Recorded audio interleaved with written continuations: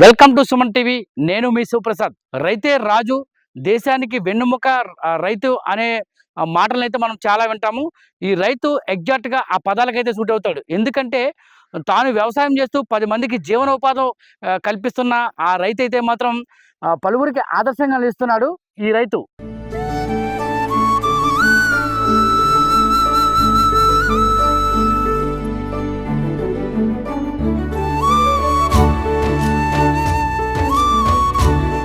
ఈ రైతు ప్రస్తుతం అల్లూరు సీతారామరాజు జిల్లాలోని కిండ్ర కాలనీలో తనకున్న 10 ఎకరాల పొలంలో అయితే మాత్రం తను ఎటువంటి పురుగు మందుల అవశేషాలు కలిగిన ఎరువులను వాడకుండా కేవలం ప్రకృతితో సహజసిద్ధంగా వచ్చే ఎరువులను వాడితే మాత్రం ఇక్కడైతే మాత్రం పంటలను పండిస్తున్నాడు. ఇక్కడ ఈ ప్రాంతంలో మనం చూసినట్లయితే నిజంగా ఇది ఒక అటవీలాగా, ఒక వనాంతరం లాగా అయితే ఉంది. ఎందుకంటే ఇక్కడ ఔషధ గుణాలు కలిగిన మొక్కలైతే ఉన్నాయి.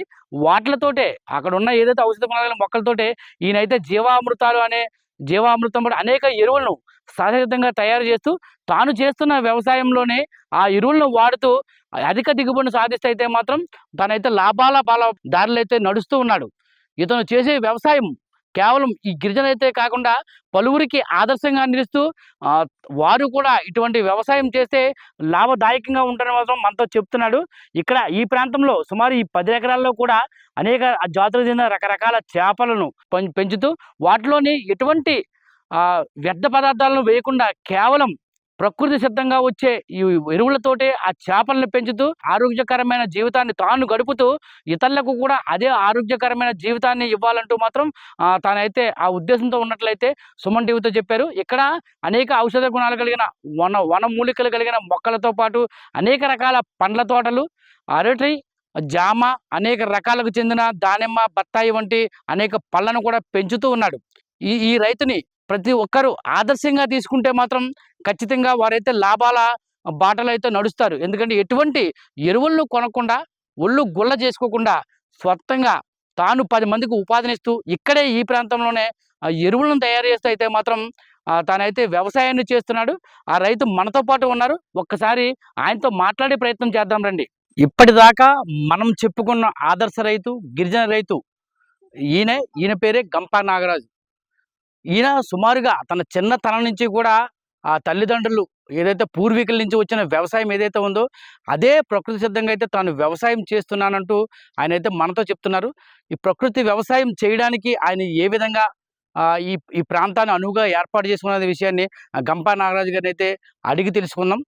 నమస్తే నాగరాజు గారు, చెప్పండి. మీ మీ స్థలంలోకి వచ్చాక సుమారుగా చుట్టుపక్కల అంతా కూడా ఒక చాలా ఆహ్లాదకరమైన వాతావరణం అయితే కనిపిస్తుంది. అంటే ప్రకృతితో సహజ సిద్ధంగా అయితే మాత్రం మీరు ఇక్కడ ఏదైతే పండ్ల తోటలు కానీ వ్యవసాయాన్ని కానీ చాలా చక్కగా చేస్తున్నారు. ఇది 10 మందికి ఆదర్శం. అసలు ఎలా చేస్తున్నారు ఈ వ్యవసాయం అనేది కొంచెం మా సుమన్ టీవీ ప్రేక్షకులకు అయితే చెప్పండి. అందరికీ నమస్కారం అండి. మాది అల్లూరు సీతారామరాజు జిల్లా రాజము మండలం కిండ్ర కాలనీ గ్రామం అండి. నా పేరు గంపా నాగరాజు. మేము గతంలో మా పూర్వీకులు చేసేటువంటి ఈ ప్రకృతి వ్యవసాయం పట్ల చాలా ఆసక్తిగా ఉండేవాళ్ళం. అయితే మాకు ఈ గ్రామానికి ప్రకృతి వ్యవసాయానికి మేము కూడా రసాయన ఎరువుల్లోకి వెళ్ళిపోయేవాళ్ళమేమో. అయితే మాదంతా కూడా రీసెంట్గా ఈ మధ్యలో 2018 వరకు కూడా మాకు ఒక రహదారి సదుపాయం కానీ అసలు కమ్యూనికేషన్ అనేది ఎటువంటిగా కాదు ఉండేది కాదు. అయితే మాకు 2018, 19 ఆ సమయంలో ఇప్పటి కలెక్టర్గా వచ్చినటువంటి దినేష్ కుమార్ గారు మాకు అప్పుడు ప్రాజెక్టు అధికారిగా ఉండేవారు. ఆ దినేష్ కుమార్ సార్ వచ్చి ఈ గ్రామంలో యొక్క పరిస్థితులన్నీ కూడా చూసి మాకు ఈ ప్రకృతి వ్యవసాయ దిశగా కూడా పాలేకర్ గారి పాఠాలు వినటానికి ఆ ప్రకృతి వ్యవసాయ విషయాల్లో మేమందరం కూడా తెలుసుకోవటం కోసం గ్రామంలో కొందరు రైతుల్ని కూడా గుంటూరు కూడా పంపించడం జరిగిందండి. ఆ సమయంలోనే ఈ గ్రామానికి రహదారులు, అదేవిధంగా త్రాగునీరు, సాగునీరు కూడా మరి దినేష్ కుమార్ వ్యవసాయం కదా అన్నట్టుగా ఉండేది. అయితే దానికి ఇంకా ఉన్నతాధికారులు కాస్త మాకు RYSS అని చెప్పేసి రైతు సాధికార సంస్థ అధికారులు కూడా కాస్త మాకు సహాయం చేస్తూ ఉండేవారు. మాకు తెలియని విషయాలు కూడా వాళ్ళు అంటే మేము ఎప్పుడూ కూడా పెంటగా వాడేవాళ్ళం. RYSS అధికారులు మాకు దాన్ని ఘనజీవామృతంగా చూపించడం జరిగేది. మేము గోమూత్రాన్ని వ్యర్థంగా అంటే పేడలో కలిపేసేవాళ్ళం తప్ప దాన్ని జీవామృతంగా చేసుకొని దాని ద్వారా మేము పంటలకు వేయొచ్చు అనేటువంటి ఆలోచన అనేది రాలా.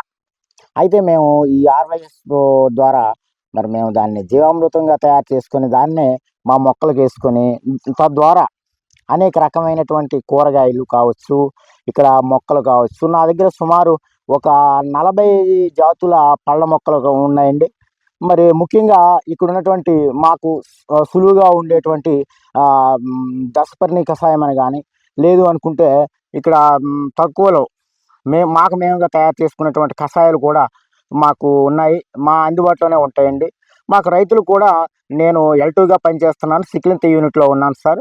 నేను ప్రస్తుతానికి నా పైన ఉన్నటువంటి అధికారులు ఎంటీలు కావచ్చు, లేకుంటే డిపిఎం కావచ్చు, వీళ్ళందరూ కూడా మాకు ఎప్పుడూ కూడా ప్రతి నెలలోనూ కూడా ఒక మీటింగ్ పెట్టి, ఆ మీటింగ్‌లో కూడా మేము చేయాల్సినటువంటి పనులు చేసి తద్వారా మేము కూడా రైతులకి కాస్త ఆదర్శంగా ఉండేలాగా చేయమని చెప్పేసి కూడా వాళ్ళ ద్వారా చెప్పడం జరిగేదండి. అదేవిధంగా మాకు ఈ మధ్య కాలంలో సప్లై నిధుల్లో వైఎస్ఆర్ కొవ్వూరు వారు అరటి తోటల పెంపకం నుంచి డాక్టర్ రామానందం గారి ద్వారా కూడా మాకు అరటి విత్తనాన్ని G9 వెరైటీని కూడా ఇవ్వడం జరిగిందండి. దాన్ని కూడా ఒక 4 రైతులకు ఇవ్వడం జరిగింది. అందులో ప్రధానంగా ఏంటంటే ఈ ఏఎస్ఆర్ జిల్లాలో చూసుకుంటే గంగవరం మండలంలో ఒకరికిను, ఇక్కడ ఒక ముగ్గురికి ఇవ్వడం జరిగిందండి. దాన్ని కూడా తద్వారా ఎక్కువ ఆదాయం వస్తుంది అనేటువంటి ఉద్దేశంతో మరి శాస్త్రవేత్తలు కావచ్చు, కేవీకే అధికారులు కావచ్చు మాకు ఎంతగానో సహకరించి మరి రైతులకు ఇది ఇస్తే వాళ్ళు ఎంతో ఆర్థికంగా ఎదుగుతారనేటువంటి ఉద్దేశంతో అవి కూడా ఇవ్వడం జరిగింది. తద్వారా మేము ఈ రోజున చూసుకున్నట్టయితే G9 వెరైటీని కూడా మరి సమృద్ధిగా పండించి ఉన్నాము. వెంటనే మరి దానికి సంబంధించినటువంటి మొక్కలు కానీ, లేదనుకుంటే దానికి కావాల్సినటువంటి ఇంకా వెరైటీ మొక్కలు కానీ ఏదైనా కావాల్సినట్లయితే మాకు కేవీకేలో కూడా అందుబాటులో ఉంటాయండి. ఇలాంటివన్నీ కూడా తెలుసుకొని మా గిరిజన రైతులు అందరూ కూడా ఆ మొక్కలు కావచ్చు, దాని తాలూకా విత్తనాలు కావచ్చు, మరి మేము కూడా తీసుకొని, ఎందుకంటే బయటికెళ్ళి ఎంతో రేట్లు పెట్టి హెచ్చించి ఖర్చు పెట్టుకునే కంటే అధికారులు ఏదైతే మాకు సబ్సిడీ ద్వారా ఇస్తున్నారో వాటిని కూడా ఉపయోగించుకుంటే బాగుంటుంది అనేది మా అభిప్రాయం.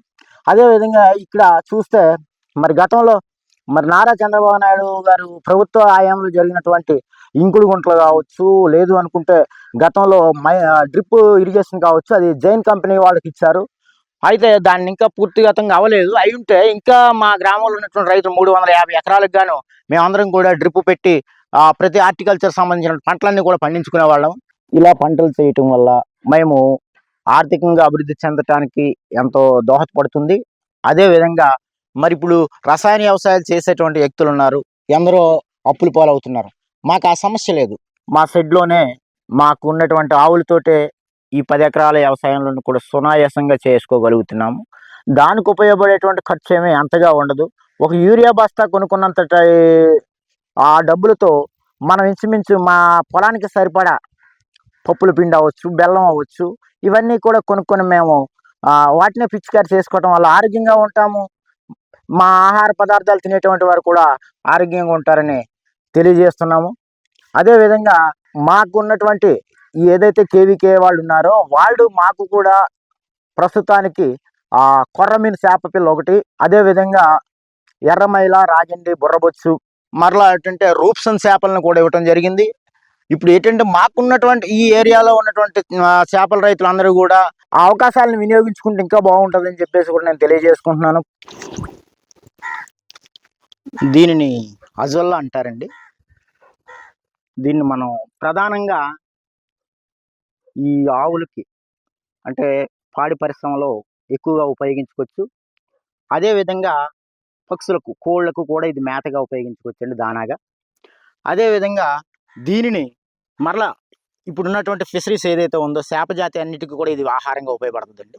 దాంతోపాటు మనకు పొలాల్లో కలుపు నివారణకు కూడా ఇది బలమైనటువంటి విషయం చెప్పుకోవాలి. దీంట్లో ఇప్పుడు పౌష్టికాహారం అనేది మనం పిల్లలకి ఏ విధంగా అయితే చెప్తున్నామో పక్షులకు కానీ, జంతువులకు కానీ ఇది బలమైనటువంటి ఆహారం అండి. ఔషధ గుణాలు కలిగిన మొక్కలతో పాటు వ్యవసాయాన్ని చేయడం చాలా సంతోషంగా ఉందని, సహజసిద్ధంగా ప్రకృతి ఇచ్చిన సహజసిద్ధంగా చేసిన ఎరువులతో వ్యవసాయం చేయడం వల్ల తాను రోగాల బారిన పడకుండా, ఎదుటివారిని కూడా రోగాల బారిన పడకుండా అయితే మాత్రం తాను కాపాడుతున్నాననే ఆనందం తనకైతే వస్తుందని, బయట ప్రాంతాలలో మైదాన ప్రాంతాల్లో పురుగు మందు ఔషధాల కూరగాయలు తినడం వల్ల అనేక రోగాల బారిన పడుతున్నారని, వారంతా కూడా ప్రకృతి వ్యవసాయం వైపు వెళ్ళగలిగితే రోగాలు అనేవి లేకుండా రోగరహిత సమాజంగా అయితే ఉంటుందనే మాత్రం ఆయన మనతో చెప్తున్నారు.